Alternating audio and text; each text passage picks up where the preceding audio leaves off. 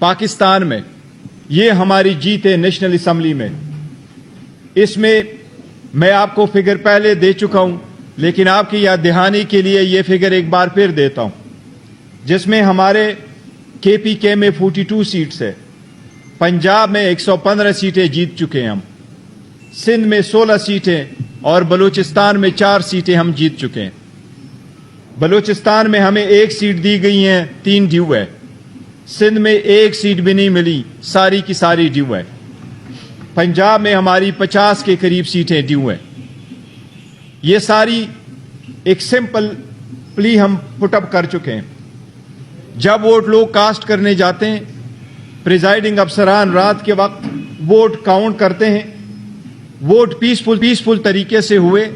رات کے وقت سارے پولنگ ایجنٹ کے سامنے ووٹ کاؤنٹ ہوئے. فارم 45 بنا.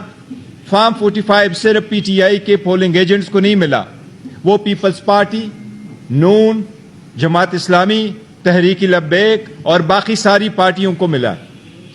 وہ فارم 45 آنے کے بعد ریٹرننگ افسر کی یہ ذمہ داری ہے قانونی کہ فارم 45 سے ڈیٹا لے کے ہر پولنگ سٹیشن کا، وہ سارے پولنگ سٹیشن کا ڈیٹا اکٹھا کر کے اس کے بیس پہ فارم 47 اور فارم 48 بنائے، جس کو ادروائز کہتے ہیں پروویژنل رزلٹ.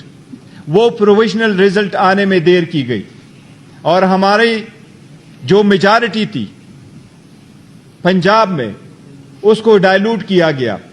ہماری جو سیٹیں تھیں سندھ میں اس کو ختم کیا گیا اور بلوچستان میں جو سیٹیں ملی تھیں ان کو بھی کم کیا گیا. اس لیے پہلے دن سے پاکستان تحریک انصاف کا ایک ہی مطالبہ ہے کہ فارم 45 کے مطابق جو ایک اسٹیچوٹری فارم ہے جو پریزائڈنگ افسران صاحبان نے ایشو کیے ہیں اور آر او کے دفاتر میں جمع ہے، اس کے مطابق رزلٹ ڈکلیئر کیے جائیں.